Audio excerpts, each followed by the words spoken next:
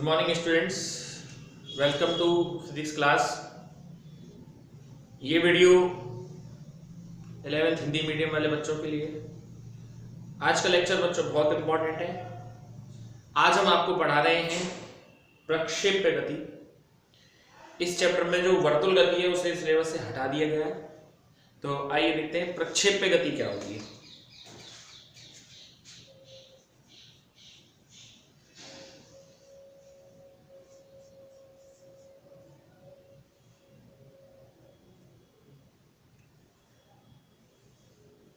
प्रक्षेप्य गति क्या होती है?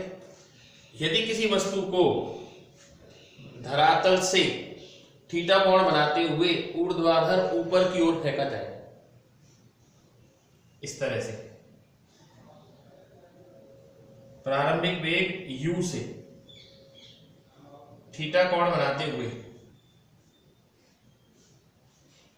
ऊर्ध्वाधर ऊपर की ओर फेंका जाए। हमने उसे प्रारंभिक वेग u से फेंकना है, थीटा कोण बनाते हुए ऊर्ध्वाधर ऊपर की ओर। तो इस प्रकार की जो गति है, इस गति को ही हम बोलते हैं प्रक्षेप्य गति। ये गति प्रक्षेप्य गति है और पिंड को बोलते हैं प्रक्षेप्य।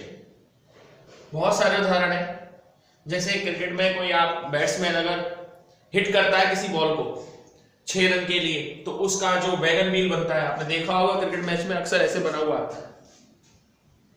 आप किसी पत्थर को फेंको नीचे से ऊपर की तरफ तो वो भी ऐसी गति आएगी। तीर कमान से क्षैतिज दिशा से तीर फेंको तो भी ऐसी गति आएगी। बंदूक की गोली को धरातल से थीटा कोण बनाते हुए फेंको तो उसकी भी ऐसी गति आएगी। ये सब इसके एग्जाम्पल है। किसके? प्रक्षेप्य गति के। ठीक है, अब हम इसमें 5 डेरिवेशन पढ़ेंगे बच्चों। 5 बहुत इंपॉर्टेंट है, वीवीआईपी टॉपिक है, वेरी वेरी मोस्ट इंपॉर्टेंट है और आता है पेपर में, ये मान लो। ये टॉपिक पेपर में आने वाले टॉपिकों में इसकी गिनती है, आता है। आने वाला टॉपिक क्या है? ये तो आता ही है पेपर में, ये मान लो आप। ठीक है ना, पेपर में आता ही है ये टॉपिक। अब आगे देखो, जैसे सबसे पहले है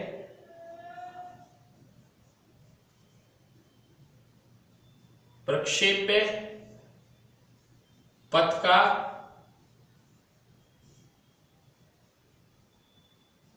समीकरण, सबसे पहला डेरिवेशन। ठीक है, अच्छा, प्रक्षेप पथ में वेग u इस दिशा में, इसकी दिशा निर्धारित नहीं होगी।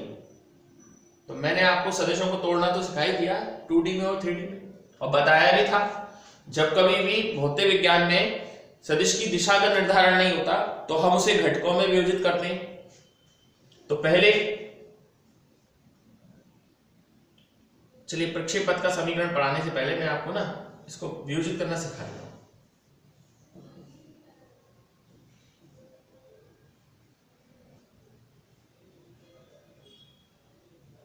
वेग का क्षैतिज घटक ux बराबर, वेग का क्षैतिज घटक ux और ऊर्ध्वाधर घटक uy। वेग का क्षैतिज घटक ux बराबर होगा u cos थीटा।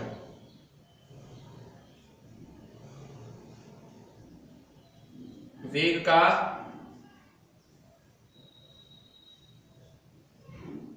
ऊर्ध्वाधर घटक uy बराबर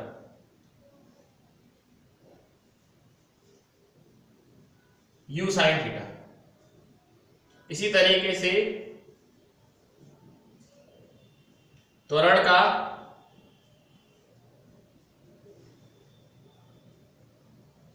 क्षैतिज घटक ax वो 0 होगा और त्वरण का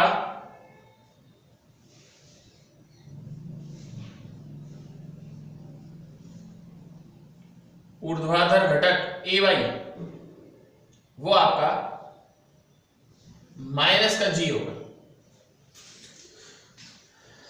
ये 4 बातें इसमें बड़ी इंपॉर्टेंट है।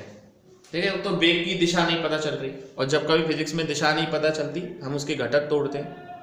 तो ux बराबर हुआ u cos थीटा, वेग का ऊर्ध्वाधर घटक हुआ u y बराबर u sin थीटा, त्वरण का क्षैतिज घटक होगा ही नहीं, क्योंकि त्वरण एक्स अक्ष की दिशा में गति हो ही नहीं रही, उड़ता हुआ जा रहा है पिंड वाई अक्ष में, तो क्षैतिज घटक हो गया त्वरण का 0 और ऊर्ध्वाधर घटक हो गया माइनस का g। ठीक है ना। अब आ जाओ,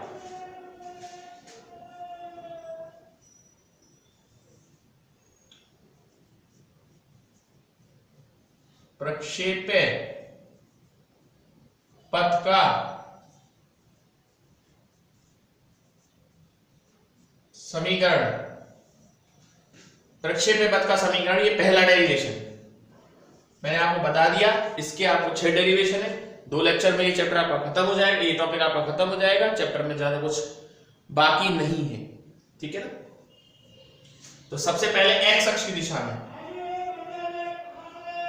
एक्स अक्ष की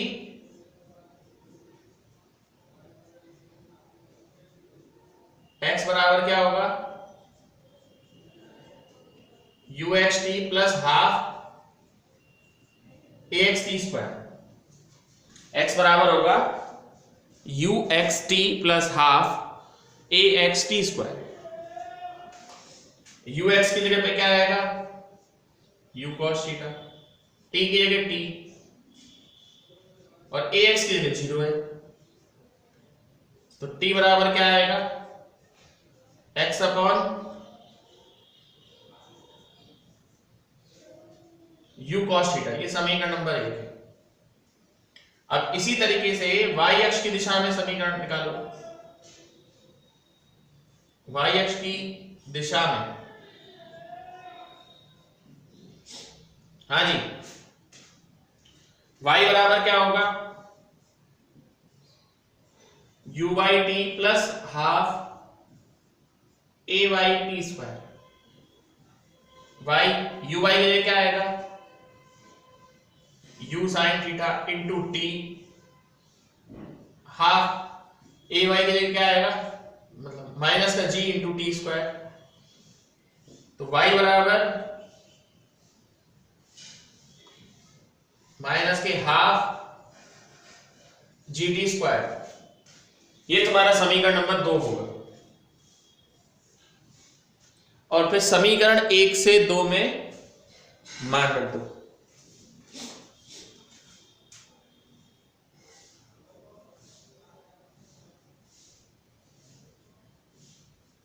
समीकरण 1 से समीकरण 2 में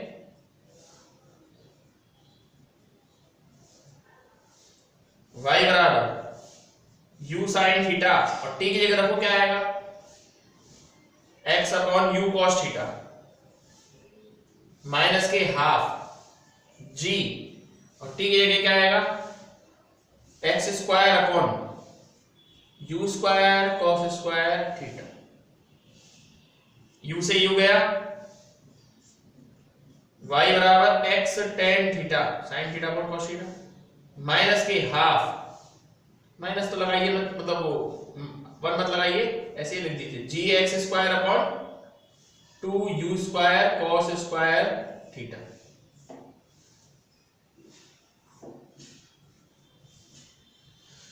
ये है सर आप लोगों का समीकरण नंबर 3, जो कि प्रक्षेप्य पथ का समीकरण है। ये समीकरण 3 बड़ा ही एक इंपॉर्टेंट समीकरण है। देखिए, 2 चीज होती हैं, एक होती है चर राशि और एक होती है अचर राशि। चर राशि तो वो होती है जिसका मान बदलता है, और अचर वो होती है जिसका मान बदलता नहीं है। तो एक तरफ चर की 1 घात है y, एक तरफ चर की 2 घात है, y की घात 1 है और यहां x की घात है। एक तरफ चर की 1 घात और एक तरफ चर की 2 घात, ठीक है ना। अगर ऐसा कभी हो कि एक तरफ चर की 1 घात हो, एक तरफ चर की 2 घात हो, तो वो परवलय पथ का समीकरण होता है। किसका होता है, परवलय। और दिख रहा है आपको, देखो भाई, यहां टेन थीटा को कांस्टेंट ले लो, a बराबर टेन थीटा, और b बराबर क्या लोगे,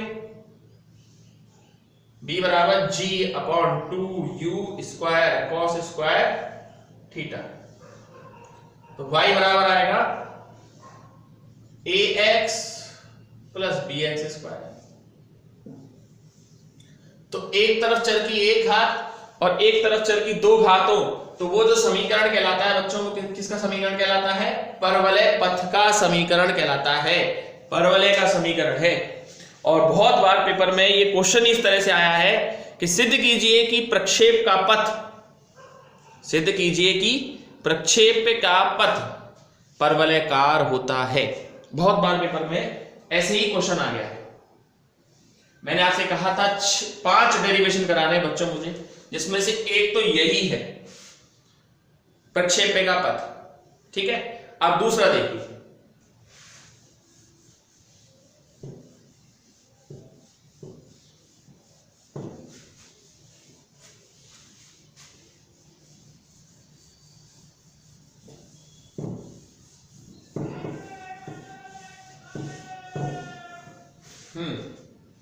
अब दूसरा है, दूसरा पॉइंट है सर आपका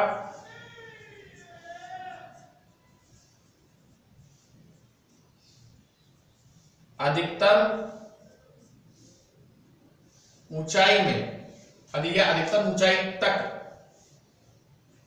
अधिकतम ऊंचाई तक पहुंचने में लगा समय, अधिकतम ऊंचाई तक पहुंचने में लगा समय। ये देखिए इस तरह से, ये तुम्हारी अधिकतम ऊंचाई है, हाइट है। मान लो अधिकतम ऊंचाई तक पहुंचने में लगा समय कितना है? t है, स्मॉल t। कितना है? Small t। तो क्या आएगा गति के समीकरण के हिसाब से? अगर अधिकतम ऊंचाई तक पहुंचने में लगा समय स्मॉल t हो तो भाई साहब हमें समय निकालना है। vy बराबर, क्योंकि y अक्ष की दिशा में गति हो रही है, vy बराबर uy प्लस ayt। बहुत से बच्चे मुझसे क्वेश्चन करते हैं कि सर यहां आप x क्यों नहीं ले रहे हो? तो मैं x लू भी क्यों, जब वो पिंड कहां जा रहा है, आपका वस्तु कहां गति कर रही है? x तो जब करूंगा जब नीचे चले, वो तो उड़ता हुआ जा रहा है, तो y अक्ष लेंगे, vy बराबर uy प्लस ayt। और सब बच्चे जानते हैं बहुत अच्छी तरीके से कि अधिकतम ऊंचाई पर वेग क्या होता है?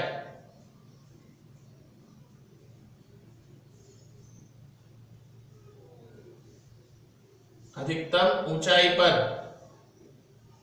वेग vy बराबर 0 और uy बराबर तो हम जानते ही क्या होता है, u sin थीटा। ay तुम जानते हो माइनस g इंटू टी, पक्षांतरण कर दो, u sin थीटा बराबर gt और t बराबर u sin थीटा बटे g। अब तक शायद समीकरण नंबर 3 तक हुआ था, ये समीकरण नंबर 4 है। और ये दूसरा डेरिवेशन यानी कि प्रक्षेप्य को अधिकतम ऊंचाई तक पहुंचने में लगा समय। 5 डेरिवेशन, प्रक्षेप्य पथ का समीकरण, अधिकतम ऊंचाई तक पहुंचने में लगा समय, उड्डयन काल, अधिकतम ऊंचाई और क्षैतिज परास, ये 5 डेरिवेशन है। अच्छी तरीके से वीडियो को देखिए, अच्छी तरीके से इसे रिपीट करने की कोशिश कीजिए। डेरिवेशन वाला टॉपिक है और कोई ऐसा साल नहीं है जो इस पे से क्वेश्चन ना आता हो, ये और बता दूं मैं आपको। प्रक्षेप्य गति के कम से कम 4 या 5 नंबर के क्वेश्चन पेपर में आपको मिलेंगे ही मिलेंगे, कोई डाउट ही मत रखिए प्रक्षेप गति के बारे में अपने दिमाग के अंदर। ठीक है, तो मैं आज तो 2 ही कराए हैं, बाकी कल 3 हो जाएंगे। इनसे रिलेटेड आज मैं आपको नोट्स भी सेंड कर दूंगा और पिछले जो सदिश गुणनफल था उसके भी नोट्स आज आपको मिल जाएंगे। Okay, that's all for today.